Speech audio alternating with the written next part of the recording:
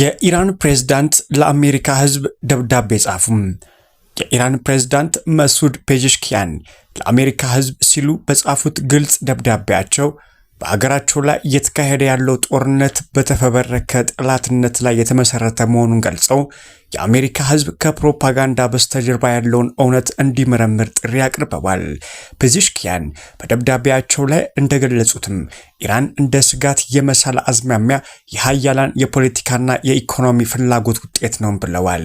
ይህ ስጋት የጦር መሳሪያ ኢንዱስትሪውን ለመደገፍና ወታደራዊ የበላይነትን ለማስጠበቅ ሲባል ሆን ተብሎ የተፈጠረ ነው ብለዋል።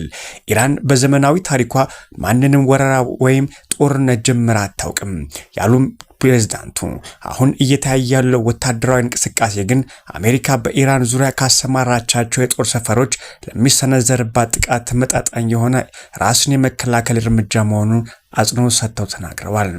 በደብዳቤያቸው አሜሪካ በዚህ ጦርነት ውስጥም ለእስራኤል ተላላኪ ሆና እየሰራች ነው ሲሉም ከሰዋል።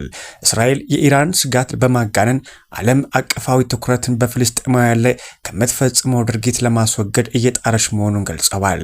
ፕሬዝዳንቱ አክለውም የኢራን ህዝብ ለአሜሪካውያን ምንም አይነት ጥላቻ የለውም ካሉም በኋላ በአሁኑ ወቅት በምዕራቡ ዓለም ከፍተኛ የሳይንስና ቴክኖሎጂ ዘርፍ ውስጥም ስኬታማ የሆኑ ኢራናውያን እንደ አብነት በመጥቀስም ስለ ሀገራቸው የሚነገረው አስፈሪ ትረካም ከእውነት ጋር እንደማይገጥም አመላክተዋል።